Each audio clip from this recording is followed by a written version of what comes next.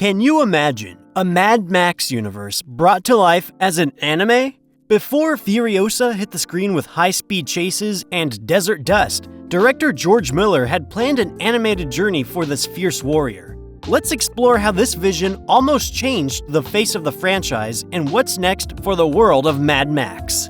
So the original plan for the Mad Max saga is not what you see today. Can you imagine a Furiosa movie, but as an anime? That's right. Before Furiosa, a Mad Max saga, became the action-packed prequel we see today starring Anya Taylor-Joy as the Fierce Furiosa, it was almost turned into an animated film. George Miller, the mastermind behind the Mad Max universe, had a different vision for the story 15 years ago.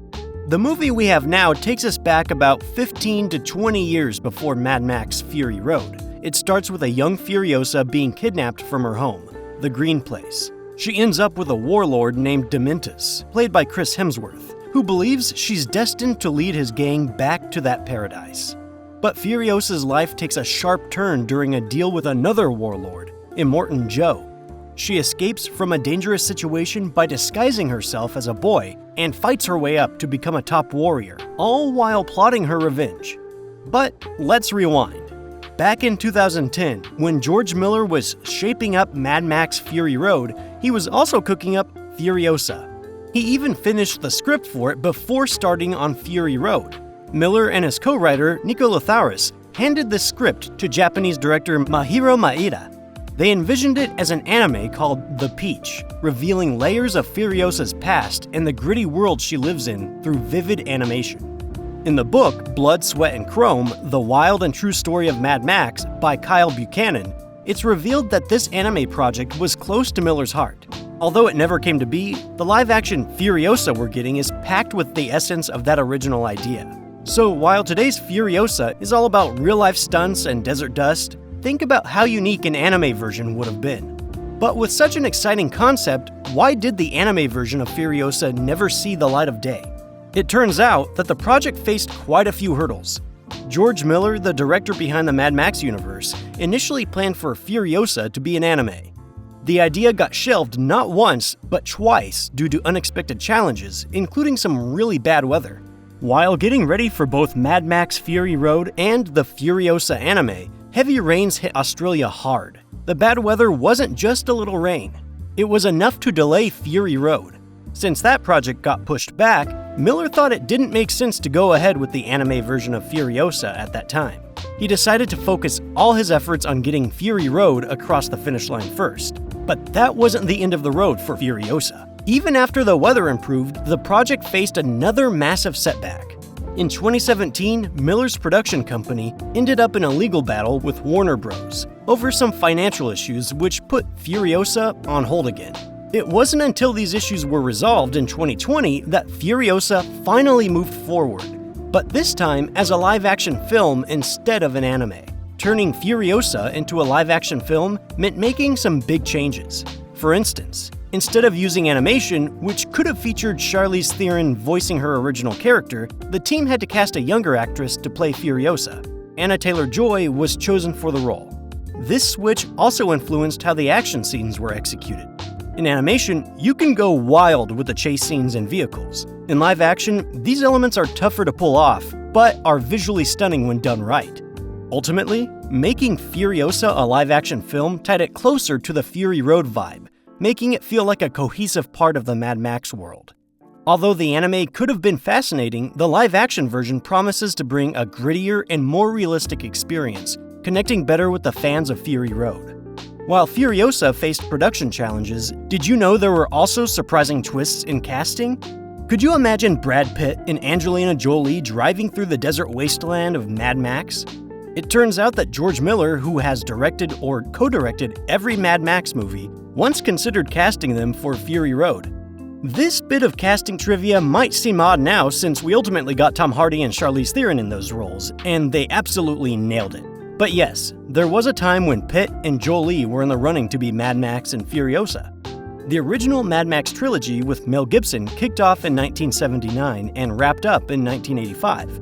Miller was ready to reignite the saga with Fury Road in the early 2000s, but then the world changed dramatically with the 9/11 attacks and the Iraq War. putting a halt to those plans. The chaotic journey to get Fury Road made is captured in Kyle Buchanan's upcoming book, Blood, Sweat, and Chrome: The Wild and True Story of Mad Max Fury Road. Interestingly, casting Pitt and Jolie in 2001 would have paired them on screen 4 years before they starred together in Mr. and Mrs. Smith, where they famously fell in love, eventually becoming the Hollywood powerhouse couple known as Angelina. But it would have completely changed the tone that is set today for Mad Max. But what happened when Mad Max went from the big screen to potentially light up TV screens across the globe?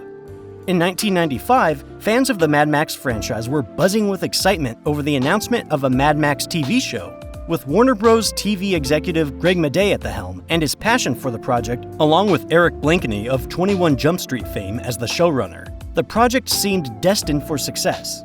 George Miller, the original creator, was even on board, ready to adapt the gritty atmosphere of Mad Max for a television audience. But the promise of this adaptation soon hit a roadblock. Although Miller was open to reducing the explicit violence to fit TV standards, the core intensity of Mad Max became the sticking point. During a screening of Mad Max 2: The Road Warrior, network censors couldn't pinpoint specific changes, but instead the overall intensity needed to be toned down. This feedback was a significant blow. For Miller, diluting the raw essence of Mad Max was a compromise too far, and he felt unable to proceed under such constraints. Blakeney, on the other hand, sensed that Miller's heart wasn't fully in the transition to television, which further complicated matters. The project ultimately fell through, leaving fans to ponder what might have been. If the TV show had proceeded, it's possible that Mad Max Fury Road might have either been delayed further or altered significantly in its storytelling approach. The cancellation of the TV series left the path open for Fury Road to emerge in 2015 as the high-octane cinematic experience that fans know and love today. Despite the setbacks with the TV show, the Mad Max saga was far from over.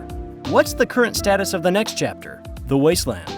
Furiosa, a Mad Max saga, didn't quite hit it big at the box office, raking in just enough to cover its production costs.